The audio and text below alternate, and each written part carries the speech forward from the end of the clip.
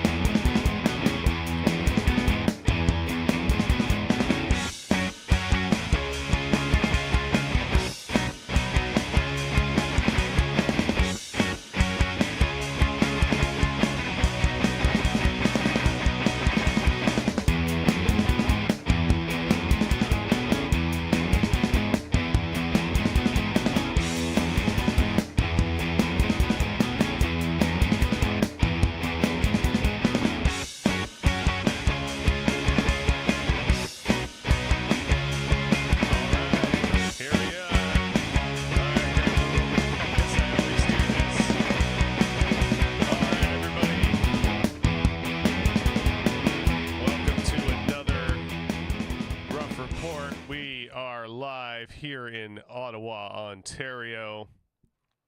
Thank you so much for joining us. I don't know if anyone has actually joined us yet live, but you know that's how it be sometimes. Yeah, that's okay. I mean, honestly, we do this for our own benefit more than anything. So yeah, you're just along for the ride, so enjoy, folks. Yeah, I mean, basically, this is James and I are opportunity every week to like check in on political things. Yep. We chat about this stuff anyways, but you know, this is an opportunity for us to like sit down and just sort of flush out our thoughts on things and have other people, you know, potentially be part of that conversation. Yeah, we do love when people hop in. Yeah. And so there's a few things on the docket that we're going to be talking about today. We got the LCBO strike and the whole $1 billion Doug Ford fiasco. Like, just in general, you know, how much fucking money has this guy lost for the like we're talking about, you know, the conservatives here, right? Yeah. The party of fiscal responsibility, right? Which is insane that people still allow them to claim that title. Yeah like after it's everything, legitimately bananas. It's like conservatives calling themselves the gay party. It's like you have nothing to back that up. Yeah. Like, that is obnoxiously wrong. It is legitimately absurd that's something that we allow them to call themselves. Yeah. Exactly. Yeah. It's because like it's not even like a new problem, right? Like, and like they still call themselves that because, you know, this is a recent thing they're doing. No, like historically, conservatives spend more money and get very little in return because it's all about privatization. Yeah. And this whole Doug Ford story is the exact same shit over and over again. Yeah. And like we've learned nothing from Mike Harris because Doug Ford is literally playing by Mike Harris's playbook. Poorly, but still at that. But, you know, to his detriment, we remember Mike Harris, and so we can call out what he's doing. Not that it's made any fucking difference so far, but one can remain eternally goddamn hopeful. But yeah, it's just completely obnoxious and here's what I want for the next election, whether that be federal, provincial, what have you. I want someone to run on a platform, and not just someone, I want a major party to run on a platform of, we need to do deeply unsexy work. We need to focus on the mundane. We need to invest money in ways that you will not see immediate benefit, because we're shoring up the infrastructure of what we already have, so that bridges don't fall on you, so that the Ontario Science Centre stays open. We need parties that can truthfully run on a platform of, I'm going to do a lot of work and spend a lot of money in ways that I can't do ribbon cuttings for, because it's unsexy. Yeah, and because that's what fucking adulthood is. Yeah, so much of our home. And what makes me mad is we don't make that unsexy stuff sexy. Like, it could be. This could be exciting. But it could be exciting to provide things to people. And, I think have like hope and stuff. Yeah, I think it's obnoxious that it has to be exciting. Yeah, it is a little obnoxious. But if we're going to be celebrating anything on the news and making big deal out of stuff, it should be stuff like that.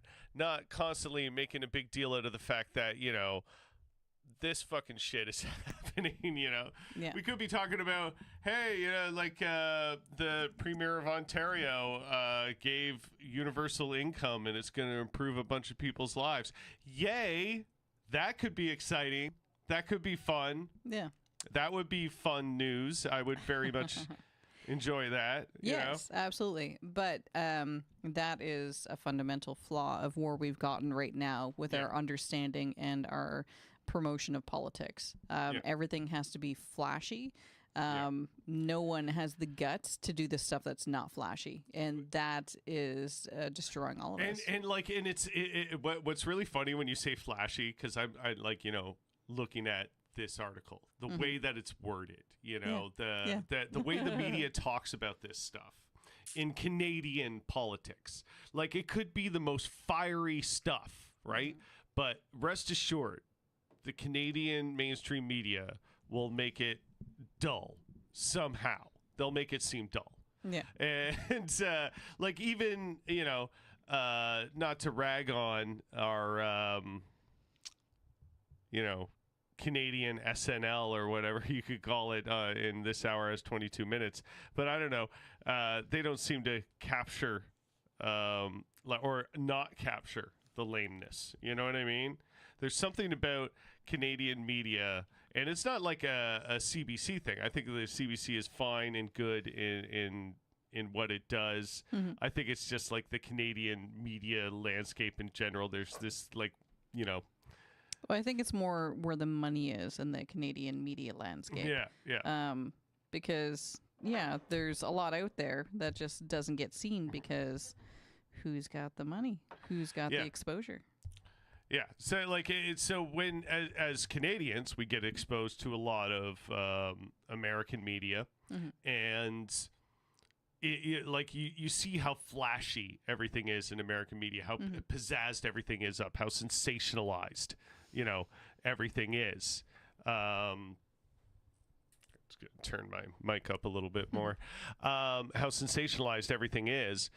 And and then you look at just Canadian media and how its news sort of poises itself, so to speak. It's so different. Yeah. Despite the fact that we have so much exposure to what American media is like. It's I respect it, but it's also really funny in how boring it sort of makes everything. And again, I respect it in a way because I think that this stuff being kind of boring is a good thing. Yeah. You know what I mean? It shouldn't be like theater. Yeah. You know? I mean, it's complicated because, you know, you need to run that gamut of not being an elitist and getting people's attention. Yeah, and ivory towering how this stuff is delivered. Yeah. But at the same time, not dumbing it down to such a degree that you're actively harming your audience. But I could tell you, like, if this was like an American story, right? How the media would be collectively like, oh man, billions of dollars lost. Like, it's a bad deal. This is crazy. This is the worst decision anybody could have ever made. And it's like in the Canadian media, it's like, oh, this is a booze boondoggle.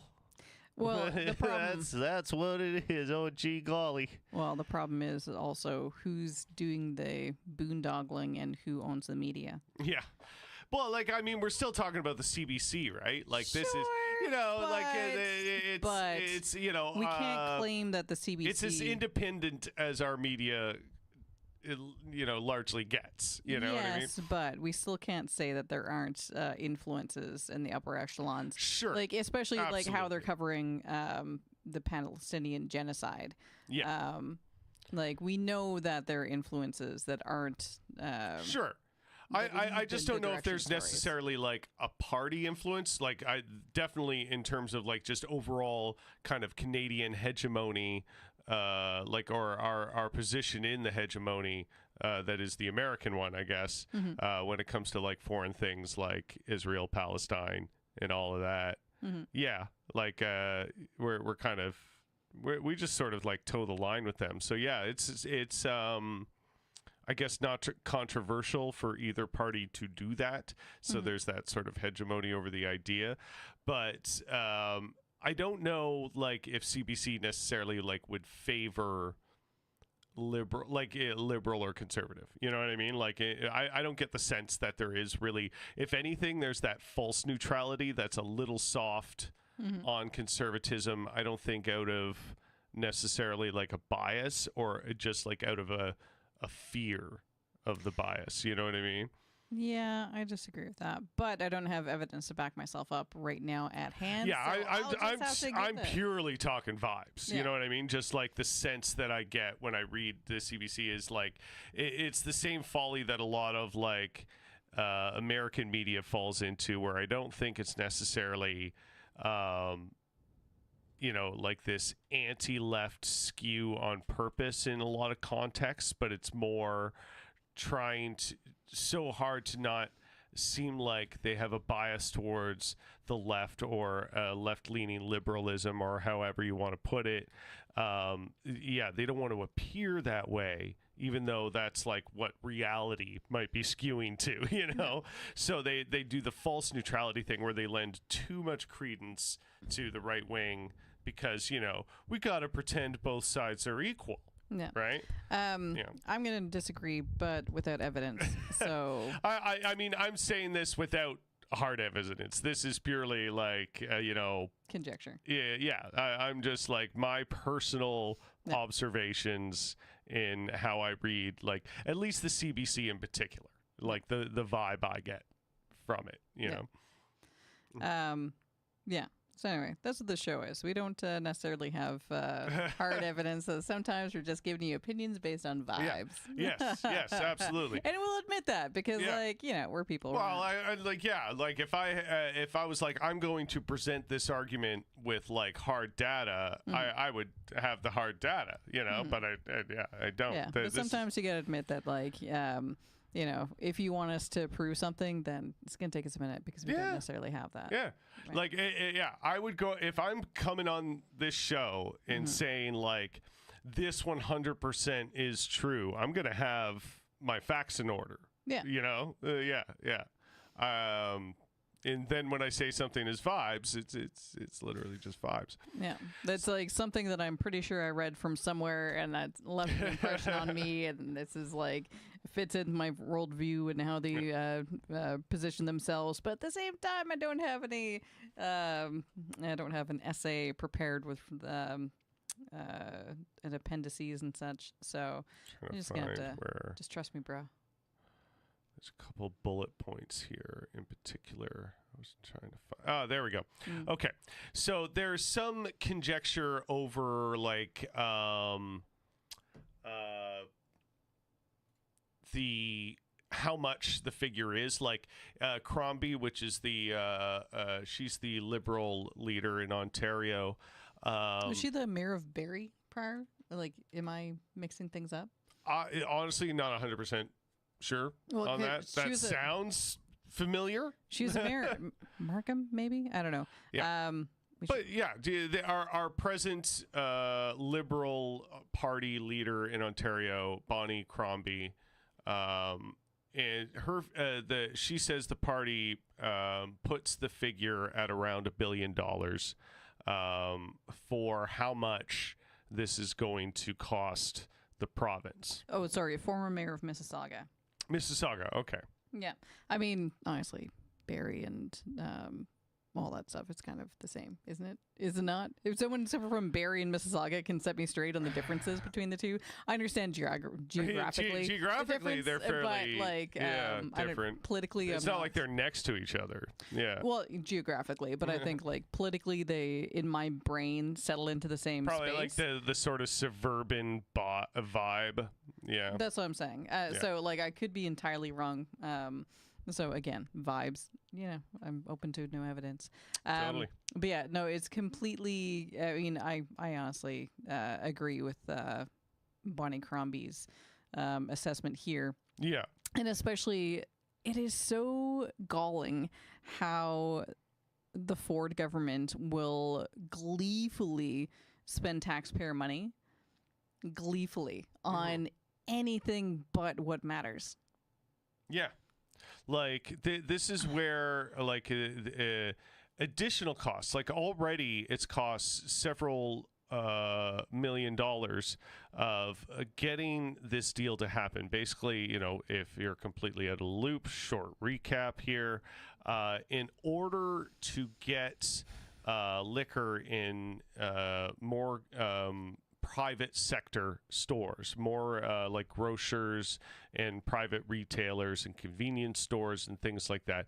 In order for that to happen, the Doug Ford government has paid a huge fine to the owners of the Brewers Retail, the beer store, and things like that. And the beer store, by the by, majority shares, like the beer store is not a it's not a government business. It's not a crown corporation like the LCBO is. Yeah. So some folks may still be under the impression that the beer store is a Canadian company. Yeah, that this money hasn't been like just lost to private interest completely. No, it has. No, the beer store is a monopoly. It's completely lost to private interests. All of this money, all of our taxpayer dollars being paid out, all to profit private interests even further, because the LCBO is a great source of income for the province in a lot of the social programs that we have here. So we're going to be losing a lot of sourcing for funding. In a lot so of we things. Can't say that it's 6 of one, half dozen the other if the money goes to the beer store or the LCBO, because that is not the case. The LCBO specifically is a crown corporation whose coffers go back into the Ontario budget, whereas the beer store is not. Beer store is private. So as it says on the screen here, Crombie and the Liberals base their $1 billion figure on these additional costs: $74 million per year to the large grocery chains by giving the 10% wholesale discount, $375 million to the beer store by rebating the LCBO's cost of service fees, $300 million in foregone revenue by not charging retailers a licensing fee. This is the amount of stuff they're allowing them to get away with. And this is on top of the fact that about 3,000 retailers have been permitted to sell booze for less than what the LCBO charges, which gives them an incredible advantage. Yeah, and you can have, independent opinions on how the LCBO prioritizes who they sell for, and the pricing structure that they have and such. But this deal with Ford isn't improving upon any of that. It's not intended to. It is purely intended to drive that profit to the private sector. Yeah. And so, like, yeah, let's say that we pay, I'm going to pull numbers out of my butt, $5 extra for a bottle of Jameson. It doesn't mean with opening it and with this changing with the, what's available where, to my understanding, it doesn't actually affect hard liquor. So I'm just saying that, like, if hypothetically it expanded to cover hard liquor, to cover Jameson, because that's just what's on my mind right now. because we went to a private distillery to get some whiskey. Anyways, I'll cover that in a minute. Yeah. So the upcharge from the LCBO for the $5 extra for that bottle of booze, if you get it cheaper from a private retailer, that money goes to no place but the retailer's coffers. It goes no place but into profit that doesn't actually circulate back into the community. And you combine this with the fact that all these types of companies enjoy extremely low taxes in this province thanks to conservative policy and neoliberal policy. So they're just sucking up money and putting none of it back in. Yeah. And that's what stabilizes everything. This isn't even like necessarily a far left idea. This is a fairly liberal concept, a centrist concept to say that we have to put something back into society in order to create some sort of stability and standard of living. And that's the thing that the conservative governments have been notorious for doing, is just like, look at what the Ford government has done since he's gotten into power, just cutting taxes, cutting areas of profit for the province, and then privatizing. So, like, cutting ways that the province makes money that would otherwise be invested into infrastructure, healthcare, education, etc. Cutting programs, for example, like one of the first things that he did was cutting the UBI, UBI. The Universal Basic Income pilot project. Yeah. It was in the pilot stages where I think it was 1,000 people, something like that. Yeah, so it was like the first year in, and he cut it like despite it being successful, despite as it being far as so far it successful, was going. Right? And despite him saying when he initially got it, he wasn't going to cut it. So cutting that, so immediately, like, the money that directly goes to community was cut.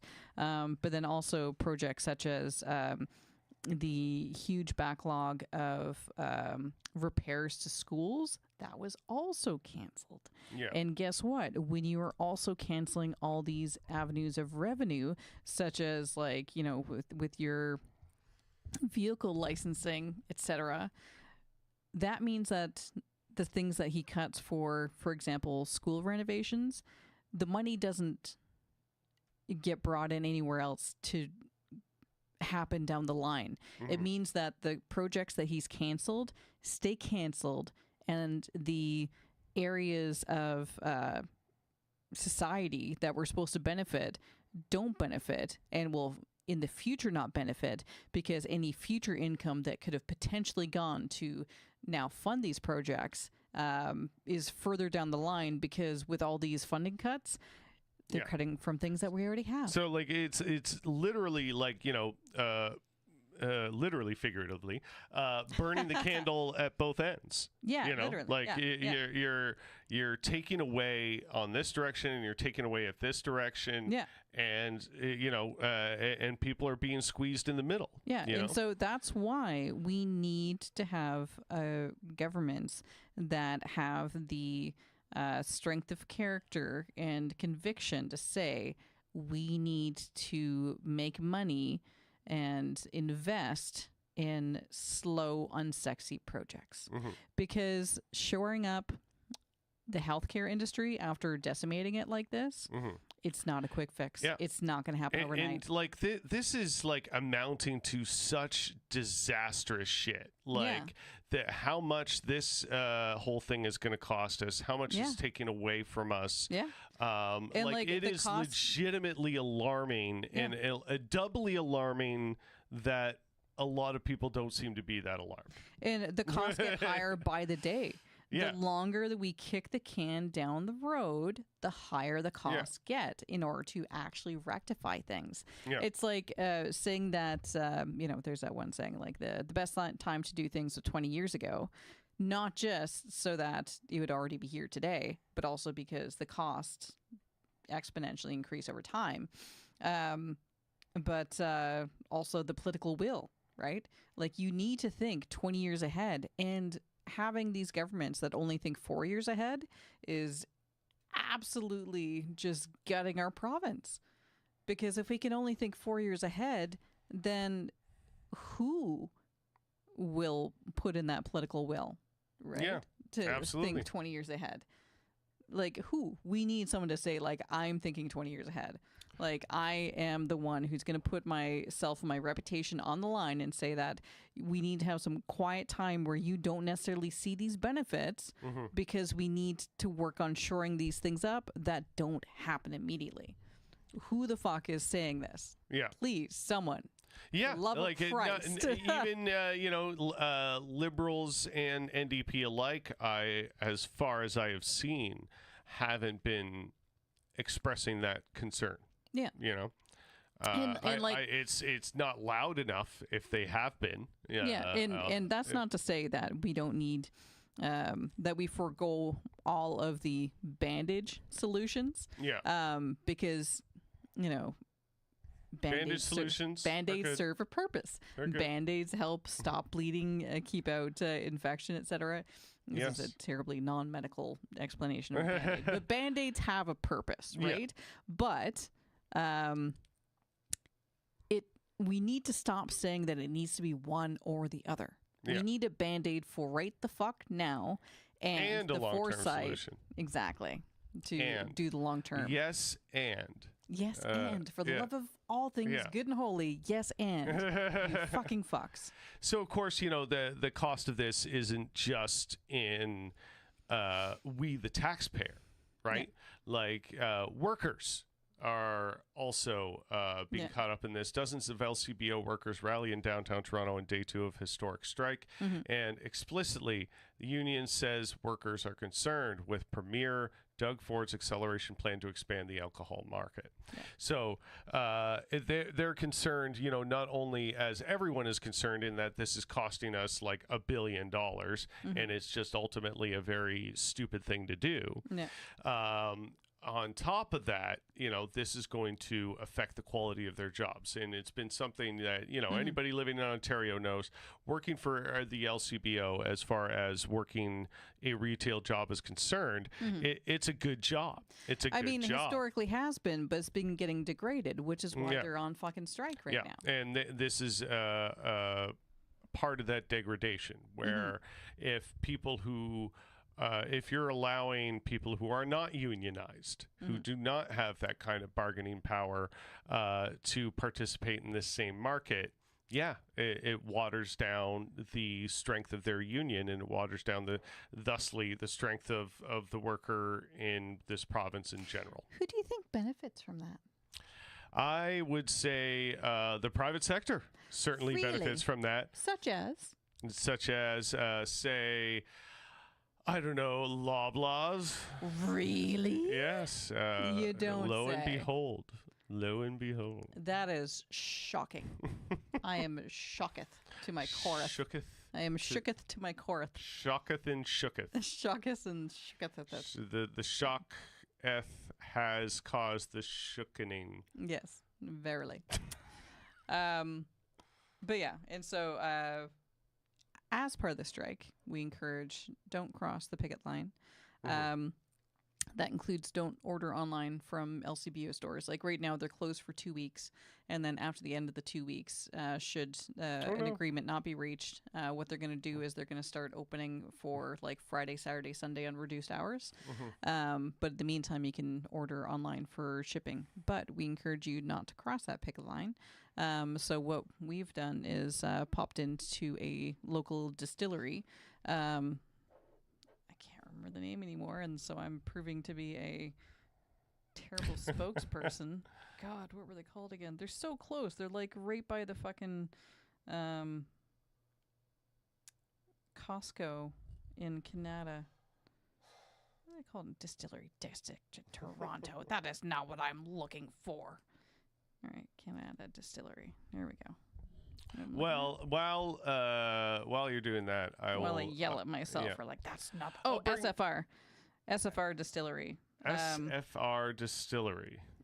Okay. It is something. The whiskey is good. Yeah.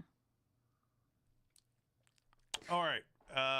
So I'm gonna bring this up for a quick moment. I don't know. Maybe I'm reading this wrong. Here. I'm going to zoom this in a little bit.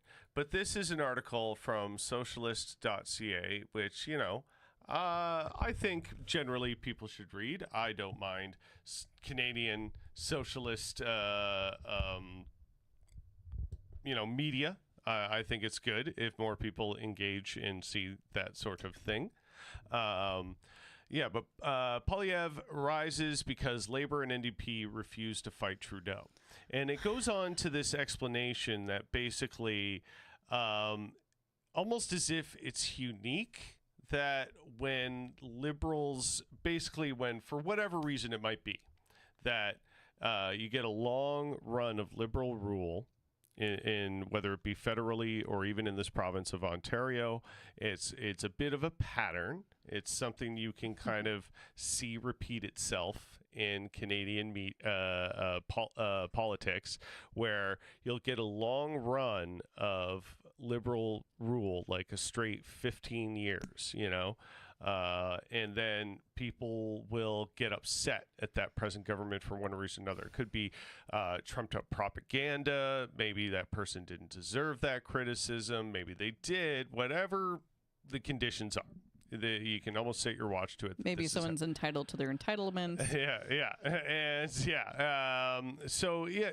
But whatever reason, this is just something that always happens because much like in the United States, we have two major political parties. Sure, we kind of have a third one, but they haven't really won bigly and often enough, I would say, to consider themselves on the same level as the Conservatives and the Liberals. So, and I will forever mourn.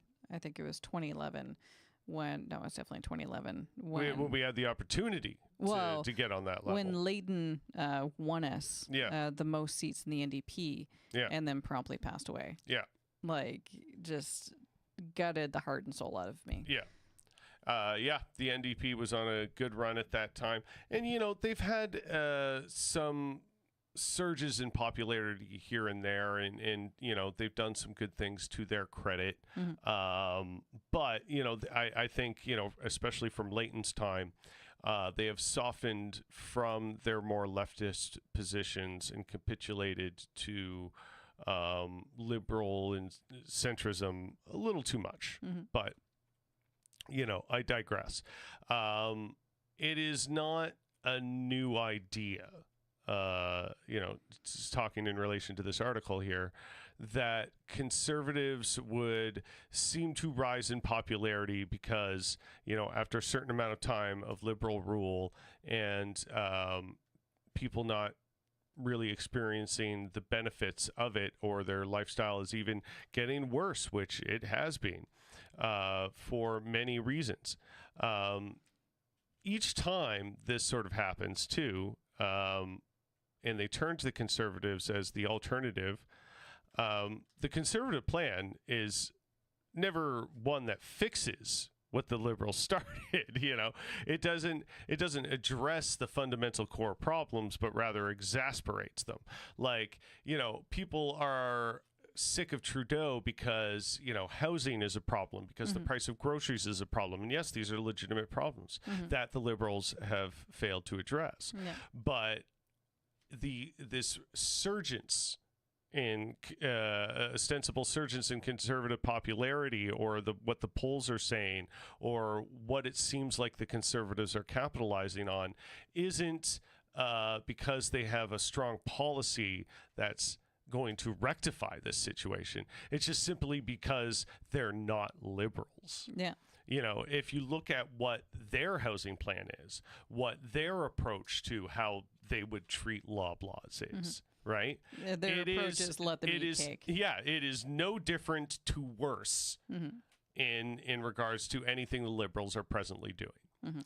And this isn't really a defense of the Liberal Party. Like, this is a failure on their part. This should be presently an easy game for them to win, especially when they can have the NDP to fill in some of those votes in the House to get stuff passed. Yeah. Right? And here's the thing, is that, like, for starters, PP Polyev, he doesn't have a security clearance. Like, he doesn't have the adequate security clearance to look into the report about foreign interference. That should be way more shocking and troublesome. Yeah. For someone who wants to be PM who doesn't have the security clearance to see those reports on foreign interference. Like, why doesn't he? I don't mind telling you, that's not normal and that's bad. Yeah. Yeah. Like, there is zero reason why that should be accepted and just shrugged off. That is clown shoes. That is batshit. That is obnoxiously ridiculous. So yeah, I just thought it was a bit like, in relation to the article here, a bit I don't know, surprising and lacking in any sort of like socialist Marxist analysis to be like, oh, well, the reason that Polyev rises is because the NDP and Labour refuse to fight Trudeau. And it's like, I think they disagree with Trudeau a fair bit. Maybe they're not being loud enough. You can make that argument that it's like, I wish they were doing more. I would completely echo that. But this sort of phrasing that the Conservatives are benefiting,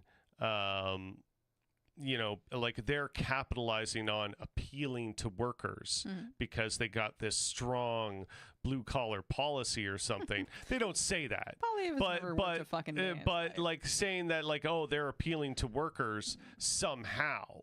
Like, in what way? Like, what are you talking about? Like, it's a reactionary sort of flip because they are just seen as purely as the opposition to the Liberal Party. So I'm sick of the Liberals, and anybody who's a swing voter who's maybe not doesn't have a solid sense of political science, maybe, and they're very much a loose swing voter, and so they vote conservative or liberal depending on what's going on, or maybe they've just become disenfranchised and they have checked out and they're like, they don't care that the Conservatives might win, because they feel disaffected by the whole thing, which is a lot of people. So there's a lot of reasons why the Conservatives would surge in popularity, and I wouldn't necessarily phrase it as because Labour and NDP refuse to fight, and I wouldn't necessarily phrase it as if there's something that the Conservatives are doing that legitimately helps anyone. Yeah. It's a very confusing phrasing and type of analysis to me from what is supposed to be a socialist kind of like source of information in editorialization. Here's the cool thing, though, is that both the UK and France elections have just swung left. Yeah, that's true. I didn't have anything queued up for that. Yeah. But yeah, that is true. And it goes to show, and this is something we've probably said multiple times over the few years that we've been doing this show, that like when major parties and when people who actually have a platform go legitimately hard left, they win. Yeah. And that's the thing, that people want you to go legitimately far left, right? They want something. Spine. They want something that speaks to them, and that is leftist politics. Yeah. Like you could call left. You could just say that word over and over again. That doesn't necessarily mean anything to people. But when you say actual leftist things like, I am going to, provide you with real labor rights and worker protections, and like introducing actual regulation and policy that that promotes your and improves your quality of living, such as pharmacare, dental care, things like that.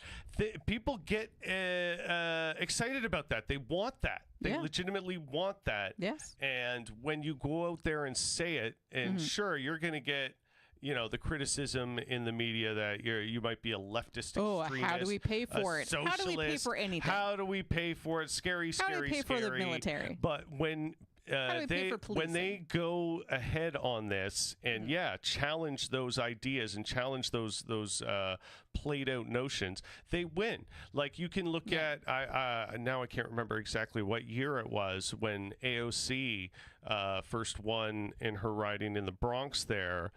And she became like that kind of like media darling because she was saying the unapologetic leftist things and reaching out in particular to people who weren't voting and felt disenfranchised and felt disaffected by the system in whatever degree, and reaching out to them specifically and saying, hey, I'm actually going to do something for you and promote policy and try and put in policy that speaks to the reasons you've checked out, and that got people excited. That got them turning out, and she won an election against an incumbent that she wasn't expecting to win against, and that's just another example of this happening. But you look at France, you look at, what was it, Italy as well? What was France Spain, and Spain? Yeah, but I know France was definitely one. I've heard more about France. UK and France. Because the Labour Party just won. Oh, right. Yeah. I mean, it was a bad time for conservatives, but I mean, Labour in the UK. I mean, they're not. They're pretty centrist as for what I understand. They're not too different from like our liberals or whatever, but still. Yes, but conservatism, Jeremy that Corbyn, far right. Corbyn, who was of the lefter end. Right, he won as an independent. He did. Yeah, and the independent party kind of screwed him over. He was like the British Bernie Sanders, if you all recall this, and he got screwed over because he was like, I guess, too far to the left for what the rest of this centrist party and centrist media in the UK wanted him to be. Yeah, so when I say that the UK had a leftist win, I mean lefter. Than what they've been dealing with. So lefter. Lefter. Yeah. Lefter. Including Jeremy Corbyn. So the far left parties won. You go out, you actually give these ideas a platform and let people decide for themselves. Yeah. And lo and behold, look what they choose. Yeah. And this is what happens in like South America. That's why these socialist governments win, despite and that's why the CIA how much the CIA coups. and these sort of like Western forces try and subdue this. And there's a reason people keep voting for it. Yeah, because they've seen it. They know it improves the quality of their lives. Yeah. And then how's Argentina doing right now? Yeah, with their libertarian guy who's just they're not having a good time. Yeah, I know that. That's surprising. Without getting into like hard numbers and the degree of the disaster, because I don't have that information on hand, I can say simply they're not having a good time. That's surprising. He seemed like he had it all, Yeah. Totally. Yep. So on to God. Yeah, we're it's Everything about this. It's just we're in the stupidest timeline. Yeah. Doesn't even matter if it's the darkest. It's the stupidest timeline. This is obnoxious. So here's my thing about the U.S. is that, well, I haven't put anything up on the screen. I know, but I'm going to talk. I'm going to talk a slight non sequitur / sequitur for a minute. Well, I'm going to put this up while you're talking to give them a sense of what we're about to talk about. So, one thing that has just galled me to the fucking ends of the earth is in U.S. federal politics as of late, somehow are continuously surprised that politicians who are aging are aging. I'm going to throw out a few names, and you tell me if you see any kind of similarities here.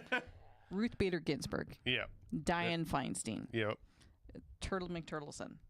Mitch McConnell. Yeah. I know. I love that Turtle McTurtleson. I know exactly who you're talking about. What do these fucking people have in common? Yeah. They are fossilized bastards who should have retired because we're supposed to be able to retire, right? Yeah. Isn't that a thing? Like, why is there a word of retire? And why were we sold this idea of retirement? If the people in power were going to stay there until they're 150 years old, long past having any control of their faculties. And then they suddenly, and I'm speaking of the former two of RBG and Dan Feinstein, suddenly die in the fucking job, and then they're scrambling for replacements. Yeah. I'm sorry. Did these people go from like 45 to 85 overnight? Yeah. Like, Who saw this coming? Yeah. Oh my goodness. You've had time. We didn't plan for this. This isn't at all. Yeah. This isn't golly. This isn't a meteorite. This isn't a drive-by shooting and a stray bullet. This isn't anything unforeseen. This is the most foreseen thing that people happens getting to old anyone. And not being able to do their job anymore. That is the most foreseen circumstance that happens to people. Yeah. Like if there's one thing that has happened to everyone for all time. Yeah. It's either you drop dead early or you age and you keep fucking aging. Yeah. That doesn't stop. And then you die, right? So far as I know, that hasn't stopped. This is how it typically goes. And so far as I have seen, even the powerful haven't gotten the secret of life in order to roll back the clock enough so that this... Yeah. So, like, basically, of course, people are talking about, and sort of put the problem in a nutshell.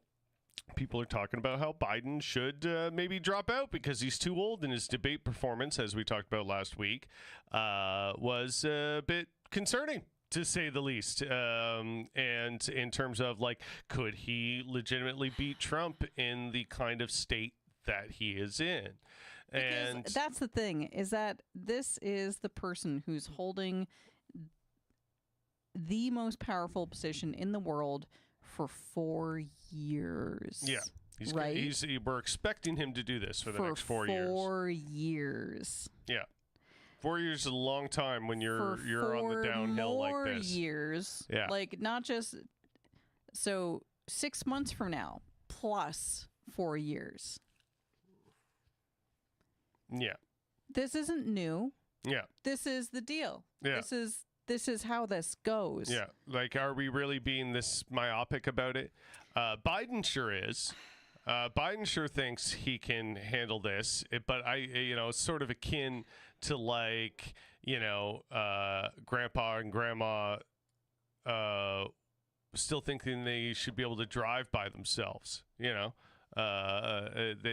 they, obviously shouldn't be.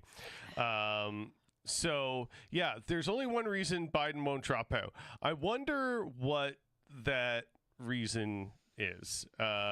We could probably hear it from Biden himself. Now, this was the interview that was supposed to like instill some confidence in people after the abysmal debate thing, where it's like, no, we can show that this guy still got it, you know. And so this was, I think, as far as Democratic strategy was supposed to go, the interview that was putting him back on the map. But let's watch a couple minutes of this and get a sense of what the reason he might drop out is, if there is any at all. Okay, but I might cry and vomit. Yeah. Get out of the race. The Lord Almighty's not coming. Okay. We can go back a little bit. There we go. You sure? Well, yeah, I'm sure. Okay. Yeah. All right. I want to see where he's actually asking this question. Sorry. Every one of them. They all said I should stay in the race. Stay in the race. None of the people said I should leave. But if they do? Well, it's like, they're not going to do that. You sure? If they do, and he's like, they're not going to do that. He's just refusing to kind of even entertain the question that if a majority of people are saying, hey, man, you should probably drop out. Like, and his answer is, they're not going to do that. That wasn't the question, though. Well, yeah, I'm sure. Look, I mean, if the Lord Almighty came down and said, Joe, get out of the race, I'll get out of the race. The Lord Almighty's not coming down. I mean, these hypotheticals, George. So Okay, his reason is that if the Lord Almighty came down, if God himself came down and said, you got to drop out, then he might consider it. It would be that's okay, but how hilarious would it be if he just like had an aneurysm, just like stroked out and died stroked out during right on this interview. Yeah. I mean, that like I think that's happened in a lot of other countries' politics, where like famous politicians have just like literally had a stroke and died live on the air. Hasn't happened to American yet, as far as I know. But like, by God, like Lord willing, the creek don't rise. They're Yeah, they're fucking trying. I swear to God. Yeah. But it's not that hypothetical anymore. I grant that they have not requested the meeting, but it's been reported. I've met with them. I've met with a lot of these people. I've talked with them regularly. I had an hour conversation with Akeem. I had more time than that with Jim Clyburn. I spent time with many hours off and on the last little bit with Chuck Schumer. It's not like I had all the governors. All the governors. I agree that the Lord Almighty is not going to come I had all the governors. I had all the governors. And I tied an onion to my belt.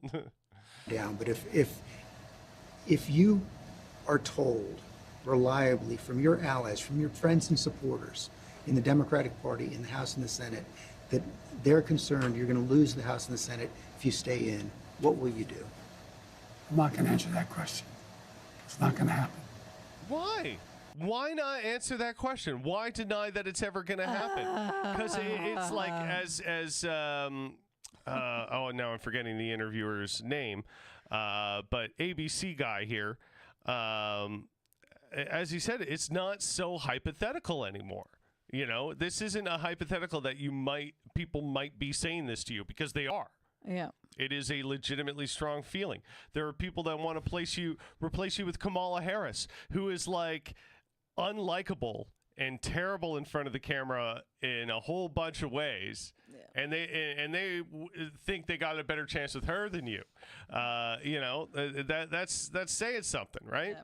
Like, I think that this is one of the major detractions and sicknesses in the current Democratic Party of the U.S. is that they are so focused on keeping established names that it doesn't matter if they're a husk. It does not matter if it's just a shell of the person they once were. It doesn't as long as matter. they got the shell. Yeah. Like, this is so this is actually like indicative of a lot of like labor issues. Is that you know, there aren't adequate people trained to replace them? Well, no, not just that. In time on past, people retired and young blood was actually able to come in and replace them. Yeah. But like in a lot of labor pools now, people aren't retiring because they can't afford to, and so people are getting older and older as juniors in the industry because the seniors never fucking leave. Yeah. And then finally they're seniors before they get any opportunity to get into that fucking role. And so in this, the same with politics. Like, we've got these old fucking fucks, and I'm going to count Nancy Pelosi among them. Like, she's not 50. She's like, what, 80, 27 and a half? Like, honestly. And this is not an ageist thing. This is an understandable condition of humanity, that we fucking age and we retire and we fuck off. Yeah. Like, the people who have the most stake in what the future is going to be is the people who have a future to live in. Like, this guy's going to be shuffling off the mortal coil, like, in the next few years, right? Like, give me a fucking break. And we want him to make decisions that are going to be affecting people's lives for decades to come. When, like, really? like, if you're that old in politics, you don't know what the current condition is. You just don't. Yeah. You have not had to live it. You don't know what it's like for people on the ground right now. And so to have all of these... And the only people he talks to are, like, you know, fucking affluent, affluent old ass people. That's his social circle, right? And so, like, these folks legitimately do not know the world. Even that when they he's have campaigning, created. who's the people he's talking to when he's out on the campaign like out at these campaign events? Who's the people who actually get to go up and talk to him and express their concerns? The old ass rich people. That's it. And that's the thing, is that, like, old ass rich people, old ass people who have not worked in decades, don't understand the material conditions that they are creating with any of the decisions that they make. Absolutely. And so they should not be trusted with our future, because they do not understand our present. 100%. 100%. Put brilliantly, succinctly, my dear. So yeah, like, here, let's go a little further here, because we haven't gotten to the really juicy part yet. I'm not going to answer that question. It's not going to happen. What's your plan to turn the campaign around? You saw it today. How many people do you draw crowds like I drew today? You find me any more enthusiastic than today? Huh? I mean, I don't think you want to play the crowd game. Donald Trump can draw big crowds. There's no question about that. You can draw a big crowd, but what does he say? Who's he have? I'm the guy supposedly in trouble. We raised $38 million within 4 days after this. We have over 1 million individual contributors. Less than $200. I've not seen. He's not instilling the confidence there. He's not exactly smooth talking here. Okay. Sorry, you had something there? Okay. I'm not ageist. Yeah. But come on. Yeah, like, you know, that. Look at his energy and his. It cadence. isn't ageist to observe that he's not, like, able to perform this job the way he was once able to. This is just like the basic reality of the human condition. You know how I talk about how hilarious it is if what the cats do were to be put into a human context. Like, for example, when Marmite and Malibu, our 4-year-old young cats, attack the old lady, the 15-year-old trouble. Like, how we talk about how obnoxious that would be in a regular context. Yeah. I don't think we're beating up on him with this, you know? Like, this is observing that he's having a hard time with this because of his age and energy level, and, you know. If I put this into the context of my grandparent or great-grandparent, I would want them to retire. Yeah, I'd be like, absolutely. I'd be like, look, I saw you relax and enjoy what you got. You know, it's like you're not losing your pension. Yeah, you're not going to be out on the street. You're going to be fine. Yeah, you don't need this job. We're not talking about Walmart greeters who are there because it's the only who can beat option. Trump. You know. So it's like so that's why I put it in the context of our cats, like looking at, you know, the difference in social constructs of like cats doing this and like how we would react if like my youngest niece was like running after Nanny and like biting her neck. I'd be like, what the hell? But with the cats, it's hilarious. Yeah. Think of that context of like having your grandma, your grandpa, your pops out there trying to do this job. If you saw him on the air like this, you'd be like, Pops, look, I love you. I've seen you do gotta great stop. things. You You've gotta done. stop. And I fucking have no doubt. retire. And I have no doubt that there has been maybe people who have told him to his face that they got to stop, or maybe people who've told him secondhand that he's got to stop. Yeah. Jessica, sorry, I was recording a thing. Hope it's been a great stream. Oh, thank you. Well, yeah, you're a little late. We're getting near the end of the show here, but thank you for joining us anyway. I hope your recording session was good. But yeah, we're talking about the recent Biden interview here, and yeah, there's just a little bit further I wanted to go in it, but yeah, he's talking about like how he's getting funding from contributors and stuff like that, and it's just like, yeah, again, in the kind of bubble of the type of people that are going to be donating $200 each to Democrats. Yeah, this isn't like, you're not talking about the majority of people. You're talking about the type of people who are already very loyal and aren't necessarily going to swing away from you, So I think his defense here is a bad measure of how good he might be doing. But anyway, he says a bit more. So let's let that play out for a minute. You're proposing. You haven't seen the fall off in the polls. You haven't seen the reports of discontent in the Democratic Party, House Democrats, Senate Democrats. I've seen it from the press.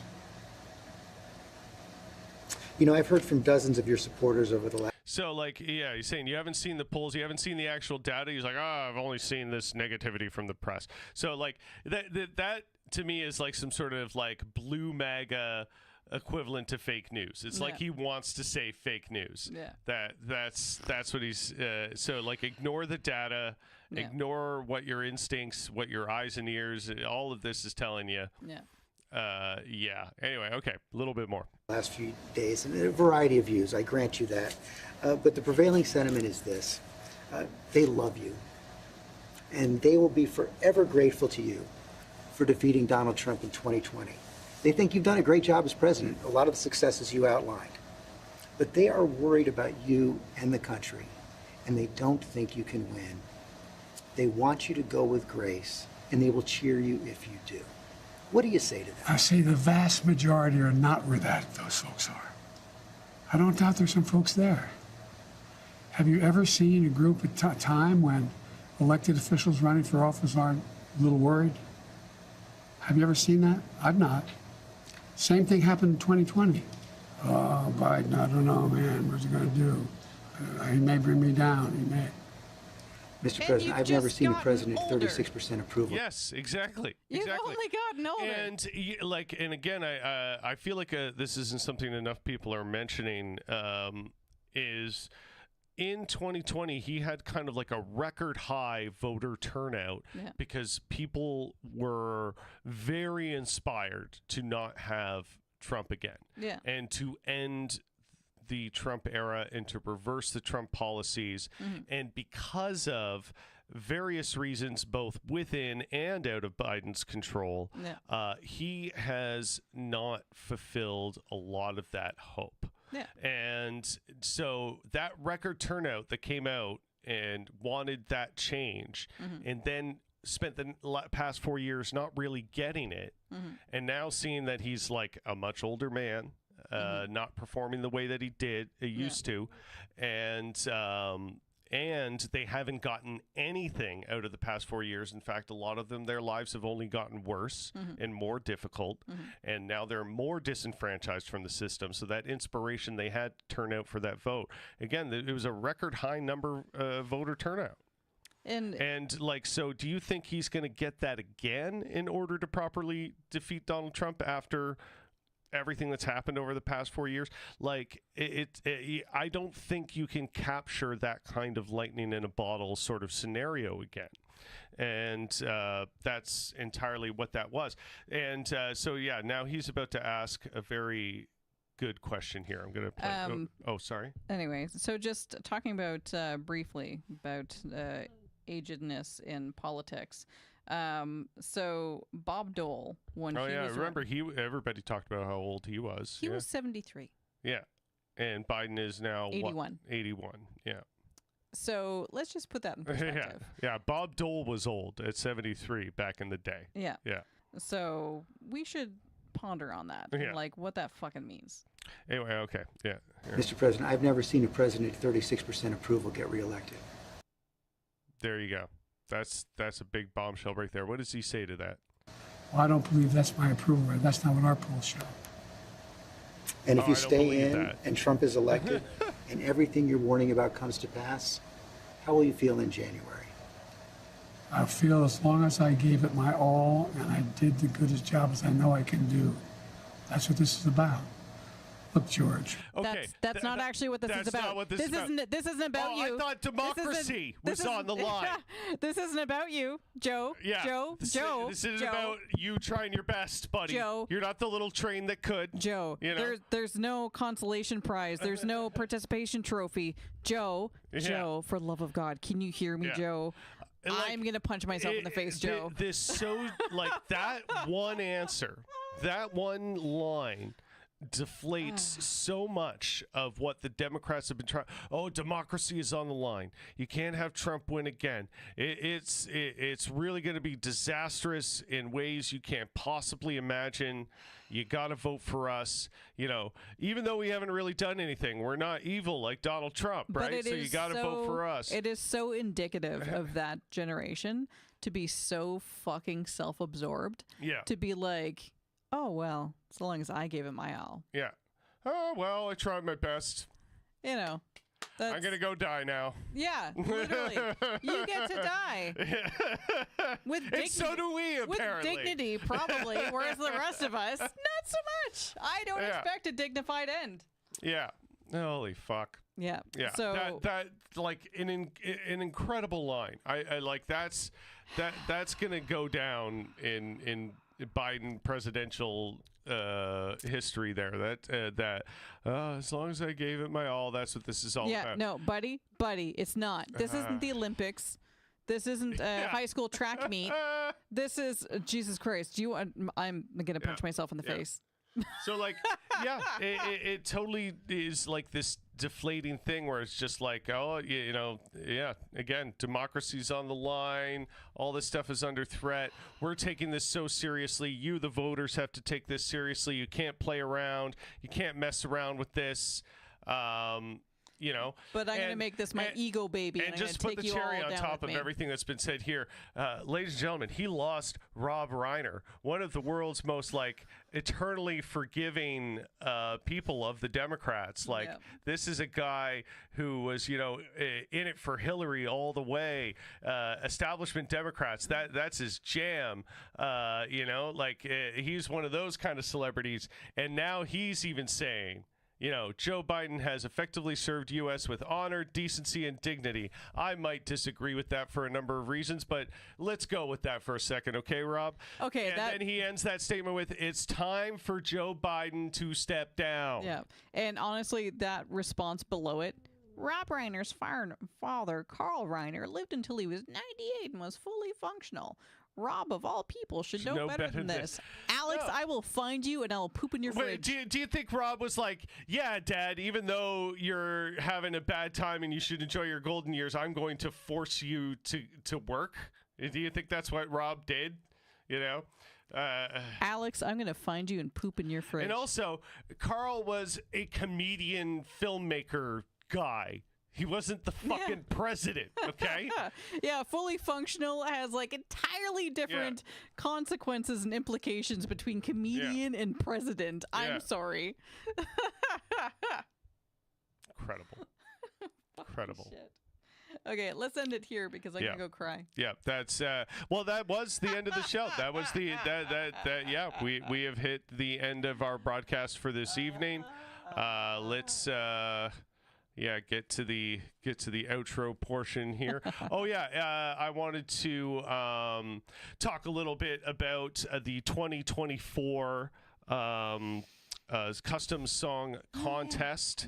I'm going to put the banner up here. So if you want to support the Rough Go and this show, there's a couple different ways you can enter. Go to the Rough Go Facebook page or Rough Go on Twitter. Any of like the things you see right there. Go to one of those things or the roughgo.com, my website. and you'll be able to get more information on this. But basically, you can donate to my PayPal or submit through my website a review of what your favorite song from my album of Luxury Bones and Peasant Food is. Those are the two ways you can enter. And if you win, you will get a custom song. And that means you could potentially, a cover song of your choice or an idea for a song, like the one that won last year was the prompt was a ska song about seahorses. And you can listen to that song on my SoundCloud. Go to the Rough Go on SoundCloud and you can hear what the result of that was. I think it's pretty fun. If you want to be part of that, potentially win a custom song, help support this show and my music project, please check out more information. I think probably the best source for that is the Facebook page presently, because it's the pinned thing and it's got all the links there. Or you can even email me, theroughgo@gmail or at theroughgo.com. There is an email submission form, so anything you want to ask me there, feel free. I love hearing from you all. That's basically that in a nutshell. Let's get the theme music queued up here. Oh,